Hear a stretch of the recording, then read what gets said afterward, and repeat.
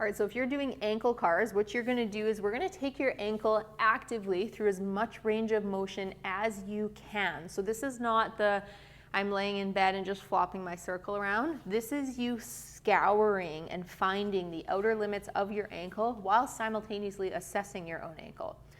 Now, if you have the mobility to do so, you can do this sitting on the ground. A lot of people will like to hook their one arm underneath them. So if I'm doing my right foot, I'm gonna hook my right arm underneath my right knee, grab my left bicep, and then place my hand on top of my shin. The reason this is helpful is now I can monitor my shin or my knee to make sure that my knee isn't rotating for my ankle.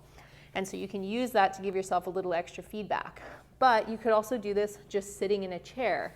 Or I might do this just with my foot kind of out to this or out in front of me like this, and I can do my ankle cars here. You can do them in whatever position you want, standing, lying, sitting down, whatever.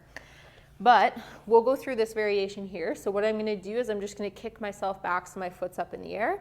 And I'm gonna see how far I can pull the top of my foot up towards my shin, squeezing my shin muscles, finding my outer limits there. And then I'm gonna start to rotate my ankle and kind of tilt it off to the side or the outside as I start to point my foot down, giving myself the best ballerina impression that I possibly can, squeezing my calf. Then I'm gonna rotate my foot inward, so tilting it the other way, as I now pull the top of my foot back up to my shin. And that's an ankle car in one direction. Now make sure as you go through these that you don't start to cheat with other joints. So notice how my toes are staying pretty chill. Try not to let your toes move too much as you go through it. But more importantly, try not to let your knee rotate for you. So when you try to tilt your foot and rotate to the side like that, or like that, try not to turn it into rotating your knee and pointing your foot way off in one direction and way off in the other direction. Once again, that's this bone spinning, when really we want it to kind of come from the ankle, which is gonna be more of a tilt and then a point off to the side. So you'll scour your ankle in each and every direction, but then you'll wanna go the other way. So now from the top, I'm gonna start by tilting off to the inside, trying to get the bottom of my foot facing the other wall, pointing down, squeezing my calf, trying to tilt it the other way, pulling up, sending that tension to the front of my shin, and then coming around.